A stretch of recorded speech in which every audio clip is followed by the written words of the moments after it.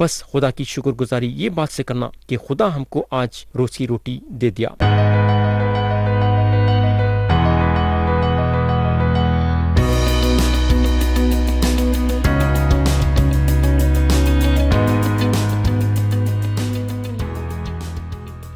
یسوع مسیح کے نام سے السلام علیکم پیارے بھائی اور بہن۔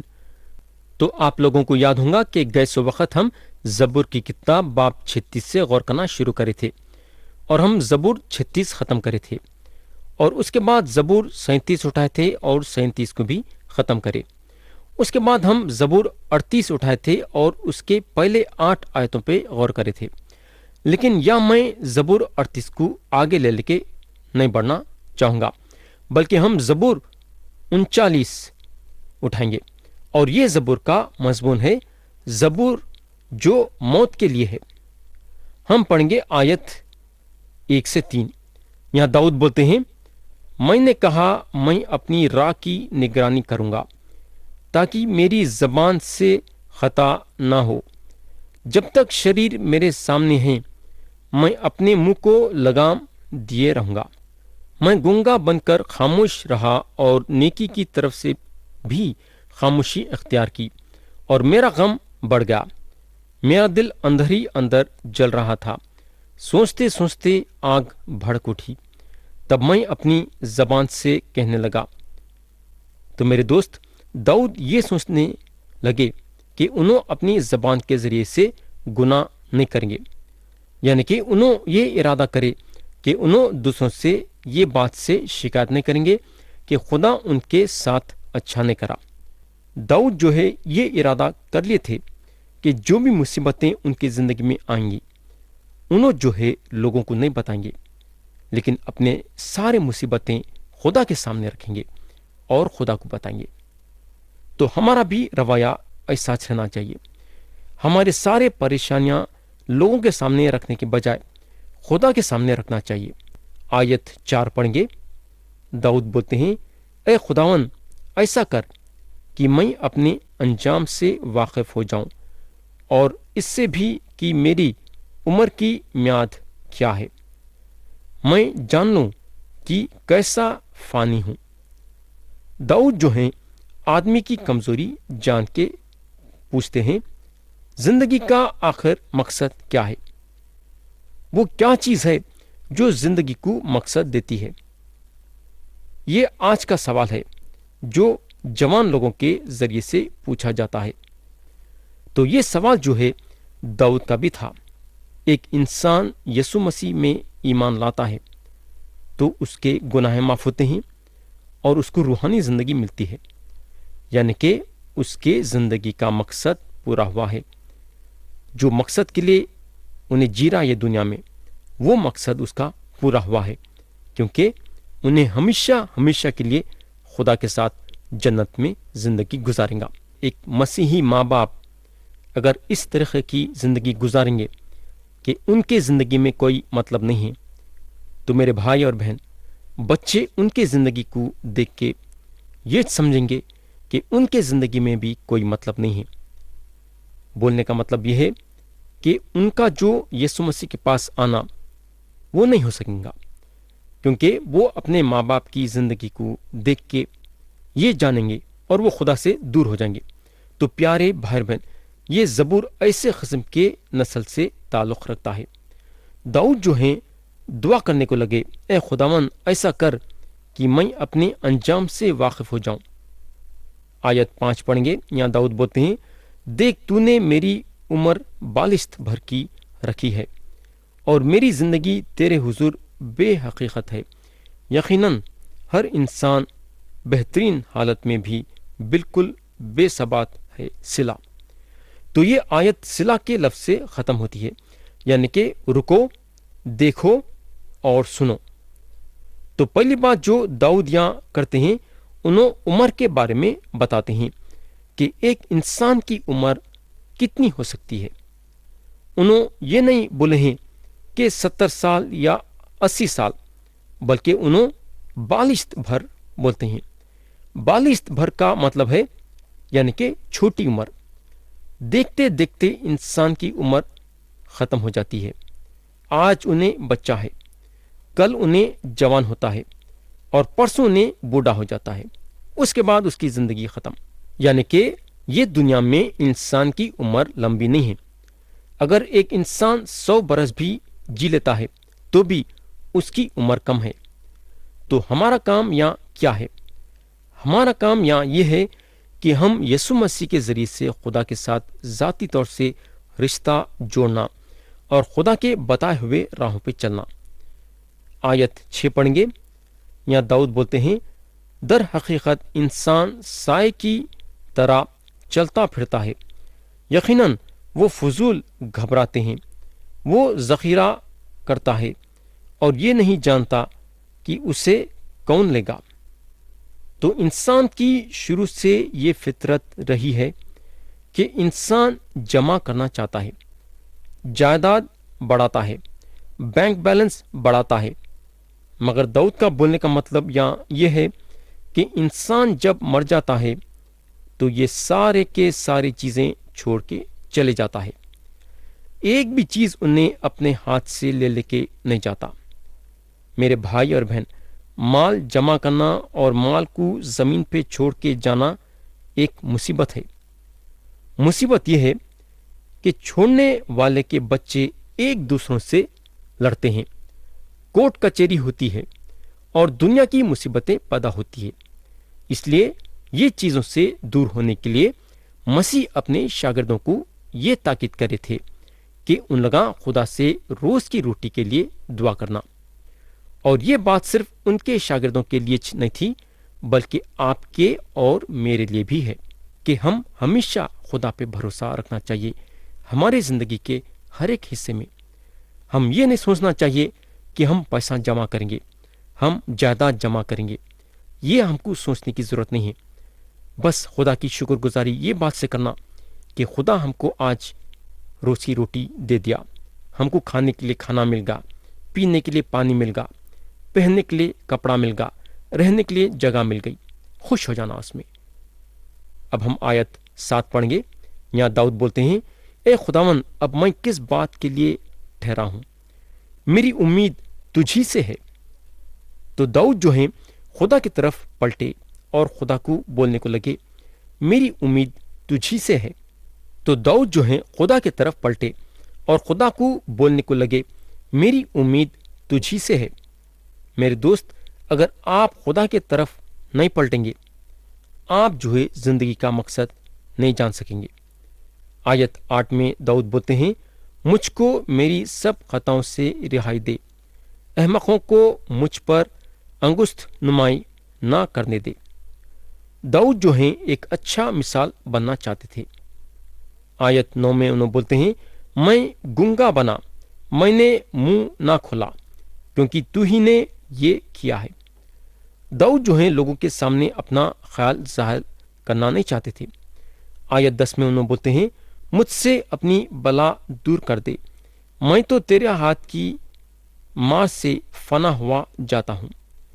दाऊद जो हैं अपनी ज़िंदगी में खुदा की तरबियत को महसूस करे, और ये एक इरादे के लिए था। मेरे दोस्त, हमको कितना ज़रूरी है ज़िंदगी के सही मकसद को जानने के लिए। खबर जो है ज़िंदगी का मकसद नहीं है। आदमी जो है एक लंबा सफ़र कर रहा है, आखिरत सामने है। याद रखो कि मरना इंसान का मकसद नहीं है, बल्कि इंसान का मकसद है हमेशा के लिए जिंदा रहना।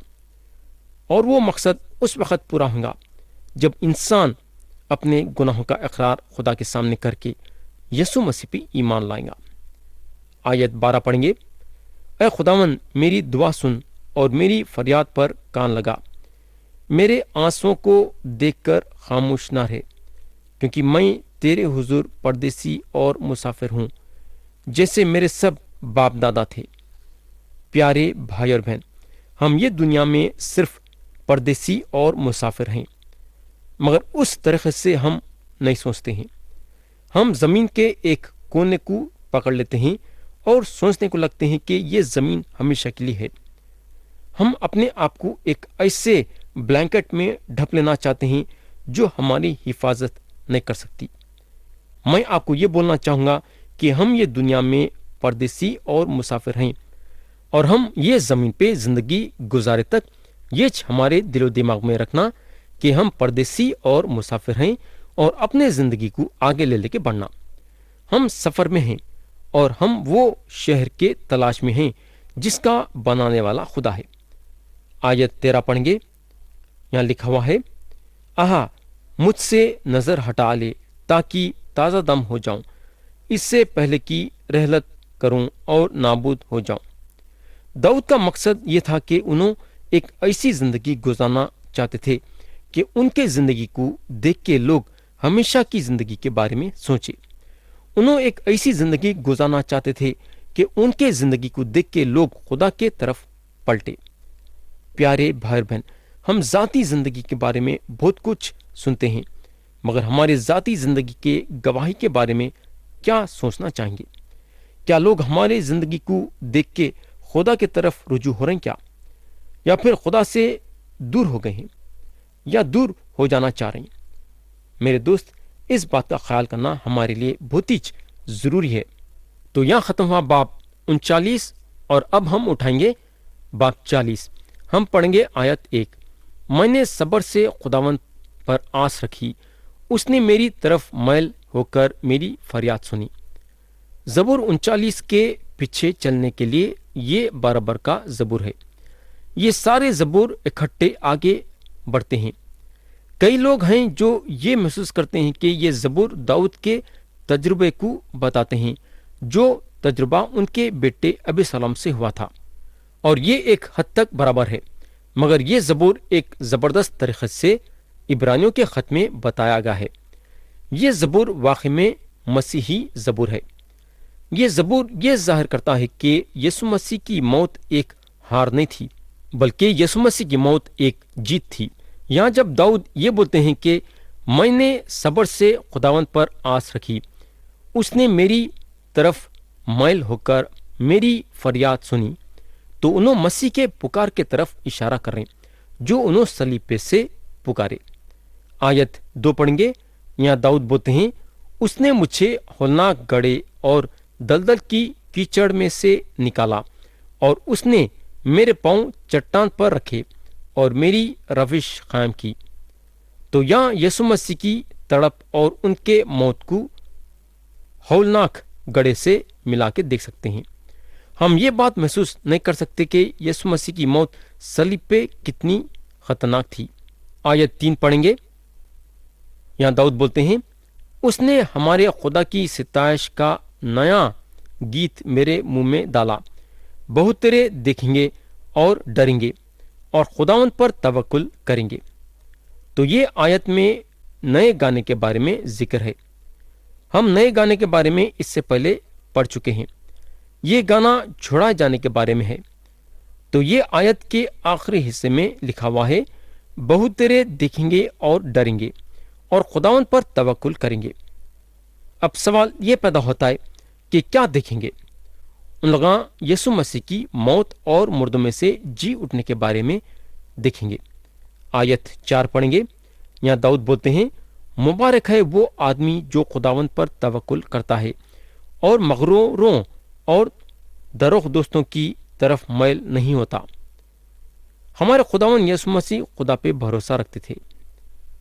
آیت 5 پڑھیں گے، یہاں داؤد بولتے ہیں، اے خداوند میرے خدا، جو عجیب کام تو نے کیے اور تیرے خیال جو ہماری طرف ہیں وہ بہت سے ہیں، میں ان کو تیرے حضور ترتیب نہیں دے سکتا۔ اگر میں ان کا ذکر اور بیان کرنا چاہوں تو وہ شمار سے باہر ہیں۔ میرے بھائی، خدا جو ہے اپنے بیٹے یسوع مسیح کو یہ دنیا میں بھیج کے اور ان کو صلیبی موت کے حوالے کر کے ہم پہ یہ ظاہر کرا کہ انہیں ہمارے بارے میں کیا سوچتا ہے۔ آیت 6 سے 9 پڑھیں گے، یہاں داؤد بولتے ہیں، قربانی اور نظر کو تو پسند نہیں کرتا، تو نے میرے کان کھول دیے ہیں، سوختنی قربانی اور خدا کی قربانی تو نے طلب نہیں کی۔ تب میں نے کہا، دیکھ میں آیا ہوں، کتاب کے تمار میں میری بابت لکھا ہے۔ اے میرے خدا، میری خوشی تیرے مرضی پوری کرنے میں ہے، بلکہ تیری شریعت میرے دل میں ہے۔ میں نے بڑے مجمع میں صداقت کی بشارت دی ہے، دیکھ میں اپنا منہ بند نہیں کروں گا، اے خداوند تو جانتا ہے۔ تو یہاں داؤد بولتے ہیں قربانی اور نظر کو تو پسند نہیں کرتا، تو نے میرے کان کھول دیے ہیں۔ زبور 6 میں لکھا ہوا ہے تو نے میرے کان کھول دیے ہیں، اور عبرانیوں کے خط میں یہ بتایا گیا ہے بلکہ میرے لیے ایک بدن تیار کیا۔ پیارے بھائی اور بہن، ہم کو معلوم ہونا چاہیے کہ بائبل شریف جو لکھی گئی وہ خدا کے پاک روح کے ذریعے سے لکھی گئی، یعنی کہ ایک طرف سے خدا کی پاک روح یہ بائبل شریف کو لکھی ہے۔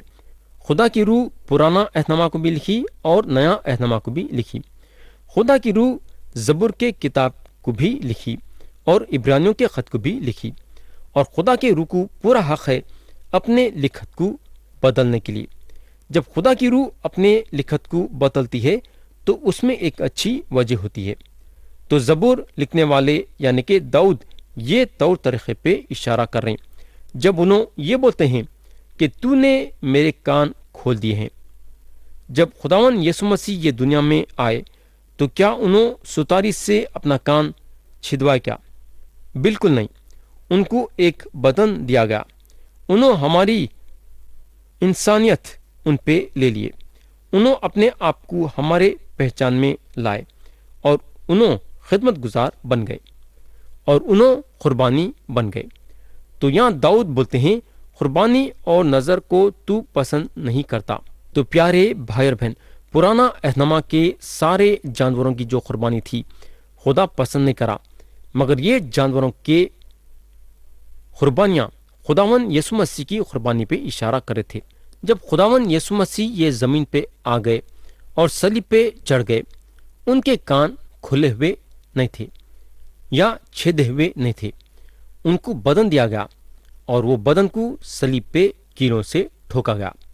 تو انہوں ایک جلالی جسم جو کیلوں سے چھیدا ہوا آسمان میں لے کے چلے گئے، اور انہوں وہ کیلوں کے نشانہ ہمیشہ رکھتے ہوئے رہیں گے تاکہ آپ اور میں ان کے سامنے بے داغ اور بغیر نشان کے رکھے جائیں۔ تو پیارے بھائی بہن، اگر ہم دیکھیں گے تو انہوں بہت زیادہ کام کرے۔ میرے بھائی اور بہن، ایک کان جو ستاری سے چھیدے جاتا تھا اس سے بہت زیادہ بڑا کام یسوع مسیح صلیب پہ اپنی جان دے کے کرے۔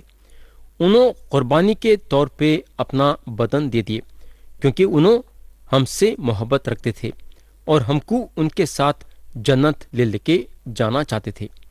تو یہاں ختم ہوا باب 40، اور اب ہم اٹھیں گے زبور 41۔